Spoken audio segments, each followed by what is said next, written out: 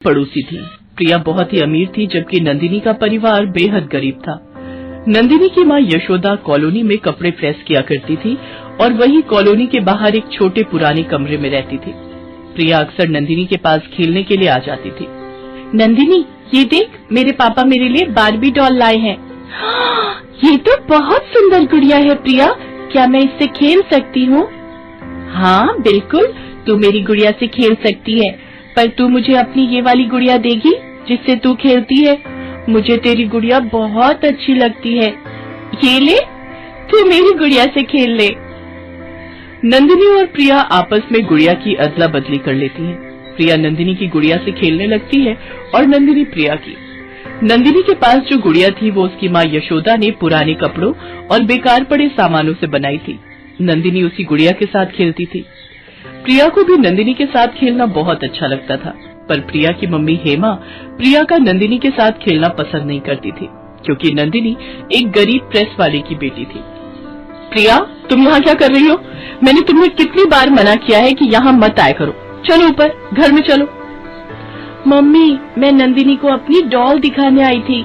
ये तुम्हारे हाथ में इतनी गंदी गुड़िया किसकी है? हाँ, और तुम्हारी बार्बी डॉल कहाँ है? अरे, नंदिनी के हाथ में क्या कर रही है तुम्हारी डॉल? इस गंदी गुड़िया को फेंको हाथ से। मम्मी, ये गुड़िया नंदिनी की है, आपने नीचे फेंक दी। मुझे पता था, ये बच्चे बड़े चालाक होते हैं। नंदिनी, तेरी माँ कहाँ है? मैं अभी तेरी शिकायत करती हूँ। यशोदा, ओ यशोदा। अरे, इसका मतलब ये नहीं है कि तू यहाँ पर कॉलोनी में कपड़े प्रेस करती है तो अपने बच्चों को भी कहीं भी खुला छोड़ देगी। ये देख तो जरा, मेरी प्रिया का सारा दिमाग खराब करके रखा हुआ है इसने। जब देखो प्रिया के पीछे पड़ी रहती है। इसे थोड़ा काबू में करके रखा कर, कहीं ऐसा ना हो मेरा गुस्सा ज्यादा बढ़ जाए तो मुझे कोई और कदम उठाना पड़े। नहीं नहीं हेमा जी, मैं ध्यान रखूंगी। नंदिनी अब प्रिया के पास नहीं आएगी। नंदिनी, यहाँ आकर चुपचाप बैठ और अपनी गुड़िया से खेल, कोई जरूरत नहीं है वहाँ जाने की। हेमा प्रिया को खींचती हुई ऊपर फ्लैट में ले जाती है। नीचे नंदिनी भी अपनी माँ के पास बैठकर रोने लगती है।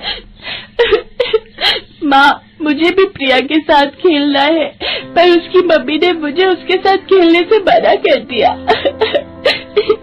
कोई बात नहीं नंदिनी बेटा, अब तुम प्रिया के साथ बिल्कुल मत खेलना, नहीं तो हेमा आंटी हमें यहाँ से हटा देंगी, फिर मेरा काम बंद हो जाएगा। तू तो जानती ही है, तेरे पापा की तबीयत पहले ही ठीक नहीं है। अगर मेरा काम बंद हो गया तो बहुत परेशानी आ जाएगी। ठीक है माँ, मैं प्रिया के साथ नहीं खेलूंगी। अपनी माँ के कहने पर नंदिनी ने अब प्रिया के साथ खेलना बिल्कुल बंद कर दिया। एक दो बार प्रिया उसके पास आई, पर नंदिनी ने उसे साफ मना कर दिया। नंदिनी, तू मेरे साथ खेलती क्यों नहीं है? चल ना देख, मैं अपनी गुड़िया और बाकी खिलौने भी लेकर आई हूँ। नहीं प्रिया, माँ ने मुझे तुम्हारे साथ खेलने के लिए मना किया है। अगर मैं तुम्हारे साथ खेलूंगी तो तुम्हारी मम्मी मुझ पर गुस्सा करेगी। ठीक है, मत खेल। अब देखना, मैं भी तेरे से बात नहीं करूंगी। प्रिया, वहाँ सड़क पर कहाँ जा रही है? मेरी मर्जी, मैं कहीं भी जाऊँ। प्रिया गुस्से में मुंह फुलाकर सड़क पर जाने लगती है। तभी सामने से एक गाड़ी आने लगती है। यशोदा गाड़ी को आता देख लेती है। प्रिया, बच्चों! यशोदा प्रिया को आवाज लगाती है। तभी प्रिया को कोई चोट नहीं आती, जबकि नंदिनी के सिर से खून बहने लगता है। यशोदा का ध्यान प्रिया में था, उसकी नजर नंदिनी पर नहीं पड़ी। नंदिनी प्रिया के पीछे सड़क पर भागी थी। उसने प्रिया को तो बचा लिया, पर प्रिया को बचाने की कोशिश में नंदिनी जोर से जमीन पर गिरती है तो उसके माथे पर चोट लग जाती है। सब कॉलोनी वाले वहाँ इकट्ठे हो जाते हैं। हेमा शोर सुनकर नीचे आती है। हेमा, प्रिया की किस्मत अच्छी है, आज हमारी ये प्रेस वाली यशोदा की बेटी नंदिनी ने उसकी जान बचा ली। मैंने खुद अपनी आंखों से देखा, इसको बचाने के चक्कर में नंदिनी के चोट लग गई। नंदिनी, मेरी बच्ची, तेरे माथे से खून बह रहा है, चल मैं तुझे डॉक्टर के पास ले चलती हूँ। रुको यशोदा, मैं तुम्हारे साथ चलती हूँ। प्रिया बेटा, तुम घर जाओ, मैं नंदिनी को डॉक्टर के पास ले जा रही हूँ। और कुछ ही देर में यशोदा नंदिनी को लेकर हेमा के साथ डॉक्टर के क्लिनिक पर पहुंचती है। घाव ज्यादा गहरा नहीं था। यशोदा की घबराहट थोड़ी कम होती है। डॉक्टर नंदिनी के माथे पर पट्टी कर देते हैं। अगले कुछ दिनों तक हेमा नंदिनी का बहुत ख्याल रखती है। वो यशोदा को नंदिनी के लिए फल, जूस और बाकी पौष्टिक चीजें भी दे देती थी। कुछ दिनों बाद नंदिनी की चोट ठीक हो जाती है और एक दिन हेमा नंदिनी को अपने फ्लैट में बुलाती है। दीदी, आपने बुलाया? हाँ यशोदा, आओ आओ। प्रिया, जो गिफ्ट मैंने नंदिनी के लिए मंगवाया है वो लेकर आना। अभी लाई मम्मी। ये लो नंदिनी, मैंने तुम्हारे लिए भी बिल्कुल वैसी बार्बी डॉल खरीदी है जैसी प्रिया के पास है। ये लो, ये मेरी तरफ से तुम्हारे लिए तोहफा। अब तुम प्रिया के साथ मिलकर खेला करो, मैं तुम पर कभी गुस्सा नहीं करूंगी। यशोदा, अगर मेरे कारण कभी भी तुम्हारा मन दुखा हो तो उसके लिए आई एम सॉरी, मैंने कुछ ज्यादा ही बोल दिया था। नहीं नहीं दीदी, आप माफी मांगकर ऐसे शर्मिंदा मत करो, मैंने तो आपकी किसी बात का बुरा माना ही नहीं। आपने नंदिनी के चेहरे पर मुस्कुराहट ला दी, मेरे लिए इससे बड़ी बात और क्या होगी। बार्बी गुड़िया, थैंक यू आंटी। माँ देखो, मेरी नई गुड़िया, मेरी बार्बी डॉल। मम्मी, मैं नंदिनी के साथ नीचे गार्डन एरिया में खेलने के लिए जाऊं? हाँ बेटा, जरूर जाओ, पर थोड़ी देर खेलकर टाइम से आ जाना। आपको और नंदिनी को अपना अपना होमवर्क भी तो पूरा करना है ना। चल नंदिनी, हम अपनी अपनी बार्बी डॉल से खेलेंगे। प्रिया और नंदिनी एक दूसरे का साथ पाकर बहुत खुश थी। दोनों के पास अपनी अपनी बार्बी डॉल थी, पर अब न कोई अमीर था न कोई गरीब था। अब वो बार्बी डॉल उन दो मासूम दिलों की डॉल थी, जिनके साथ वे दोनों बच्चियां आपस में खूब मिलजुल कर खेल रही थी।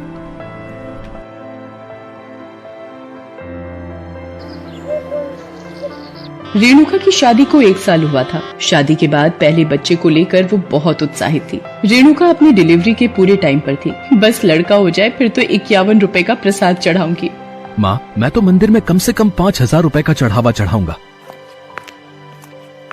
मुबारक हो सर, आपकी वाइफ ने एक प्यारी सी बेटी को जन्म दिया है। क्या बेटी हुई है? ठीक है सिस्टर, ये खबर देने के लिए शुक्रिया। क्या सर, कोई मिठाई वगैरह नहीं, बस ऐसे ही सूखी बधाई मिलेगी।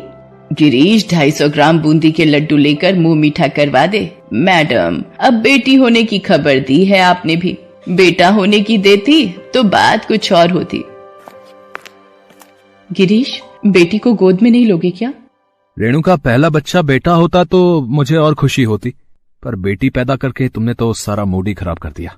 शीला मुंह बनाकर गुड़िया को गोदी में ले लेती है, पर जो प्यार एक दादी के मुंह पर दिखना चाहिए वो नहीं दिखा। रेणुका ने बेटी का नाम दिशा रखा। दिशा के होने के 2 साल बाद रेणुका के बेटा पैदा होता है और वही नर्स दोबारा खबर देने आती है। क्या बेटा हुआ है? ये लो सिस्टर 2,000 रुपए और सारे स्टाफ को मिठाई खिला देना, मेरा बेटा हुआ है। हाँ बेटा, आज मैं बहुत खुश हूँ, मुझे तो बस जल्दी से अपने पोते का मुंह देखना है। आज भी इनके जैसे लोग दुनिया में घूम रहे हैं जो बेटा बेटी को एक समान नहीं मानते। शीला और गिरीश बेटी दिशा और बेटे समीर में बहुत फर्क रखते थे। समीर पढ़ने में बहुत कमजोर था, पर दिशा उतनी ही होशियार थी। एक दिन, माँ, मुझे स्कूल का प्रोजेक्ट बनाना है, मुझे कुछ पैसे चाहिए थे सामान लाने के लिए। रुक, मैं तेरे पिताजी से मांगती हूँ। सुनो, दिशा को स्कूल के काम के लिए कुछ पैसे चाहिए थे, जरा दे देते तो। रेणुका, तुम्हें पता है ना आजकल कितना मंदा चल रहा है, कहाँ से दूं पैसे? और इसका क्या है, ये तो बस फालतू के पैसे तुमसे ले जाती है और सहेलियों के साथ चाट पकौड़ी खाने में उड़ा देती है। मेरे पास नहीं है पैसे। पिताजी, मुझे एक दोस्त के जन्मदिन की पार्टी के लिए घूमने जाना है, क्या मुझे 200 रुपए मिल सकते हैं? हाँ हाँ बेटा, क्यों नहीं, जितने मर्जी रुपए ले लो, आखिर मेरा सब कुछ तुम्हारा ही तो है। समीर बेटा, ये ले 100 रुपए मेरी तरफ से भी रख ले, हमारा पोता किसी से कम थोड़ी ना है। बेटा बेटी में ये फर्क देखकर दिशा रोती हुई अपने कमरे में चली जाती है। रेणुका दिशा के पास आती है। दिशा, ये ले पैसे और जाकर प्रोजेक्ट का सामान ले आ। दिशा सामान लेने चली जाती है।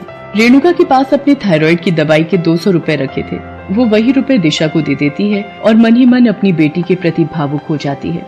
इसी तरह से दिन बीत रहे थे। एक दिन, समीर तू फेल हो गया, कितनी बार समझाया था पढ़ ले नहीं तो पछताएगा। दादी देखो ना, माँ मुझे मार रही है, बस फेल ही तो हुआ हूँ। खबरदार रेणुका, मेरे पोते को हाथ भी लगाए तो मुझसे बुरा कोई नहीं होगा। आप सब कुछ देख रहे हैं फिर भी कुछ नहीं बोलेंगे। समीर इस तरह से बिगड़ जाएगा अगर हमने उसे अभी भी नहीं रोका तो। रेणुका, समीर मेरा इकलौता बेटा है, अगर वो इस साल फेल भी हो गया तो कोई बात नहीं, अगले साल पास हो जाएगा ना। रेणुका चाहते हुए भी समीर को नहीं समझा पाती। वो चाहती थी कि कम से कम दिशा तो बड़ी होकर अपने पैरों पर खड़ी हो जाए, इसलिए रेणुका किसी न किसी तरह पैसे बचाकर दिशा को पढ़ाती है। धीरे धीरे समय बीता, दिशा और समीर बड़े हो गए थे। एक दिन, समीर ये क्या, तू शराब पी कर आया है? माँ, शराब पीना तो आजकल का फैशन है, वो मेरे दोस्त राहुल का जन्मदिन था इसलिए थोड़ी ज्यादा हो गई। समीर, शराब सेहत के लिए हानिकारक है बेटा, तुम ये बुरी आदत छोड़ दो। ओ पिताजी, अपने ये उपदेश ना अपने तक ही रखो, ठीक है ना? आपकी अब उम्र हो गई है, आपको क्या पता दुनिया कितनी एडवांस हो गई है? समीर लड़खड़ाता हुआ अपने कमरे में चला जाता है। मुझे तो समीर के भविष्य को लेकर चिंता होती है, पता नहीं क्या होगा। रेणुका को जिस बात का डर था वही हुआ। उसी वक्त कुछ लोग गुस्से में घर पर आते हैं। चलो रे चलो, सारा सामान उठाकर बाहर फेंको। क्यों बे समीर, 40 लाख रुपए लेने का तो तुझे बड़ा शौक था। चल अब घर खाली कर। ये सब क्या है? आप लोग कौन हो जो ऐसे हमारे घर में घुस आए हो और सामान फेंक रहे हो?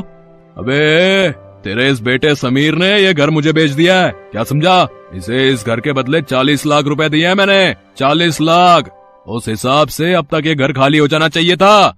मैंने हमेशा आपको मना किया, इसे इतनी छूट मत दो, इतना मत बिगाड़ो, पर आपने और माँ जी ने मेरी एक न सुनी और आज देखिए घर बेच दिया है इसने। दिशा चुपचाप किसी से फोन पर बात करती है। आप लोग बिना किसी कानूनी नोटिस के हमें इस घर से नहीं निकाल सकते।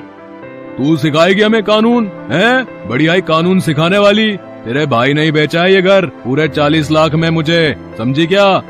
व्यक्ति जैसे ही दिशा पर हाथ उठाने लगता है तभी एक आदमी तेज आवाज में, रुक जाइए, आपकी इतनी हिम्मत? शहर के सबसे बड़े सीनियर एडवोकेट मिस्टर जयचंद का नाम तो सुना ही होगा आपने। ये उनके अंडर एक यंगेस्ट सीनियर लॉयर मिस दिशा हैं। आप इनकी तरफ आंख उठाकर भी नहीं देख सकते। आप इन्हें घर से ऐसे नहीं निकाल सकते। अभी तो मैं यहाँ से जा रहा हूँ, लेकिन मैं आप लोगों को 10 दिन का टाइम देता हूँ। मेरे पैसे वापस कर देना, नहीं तो ये घर मेरे नाम हो जाएगा। उस वक्त वो व्यक्ति वहाँ से चला जाता है। थैंक यू मिस्टर रजत, आज जयचंद सर ने वक्त पर आपको भेज दिया। दिशा फोन पर मिस्टर जयचंद को धन्यवाद करती है। तभी गिरीश फूट फूट कर रोने लगता है। मेरी बच्ची, मैं तो तेरे से नजरें भी नहीं मिला सकता।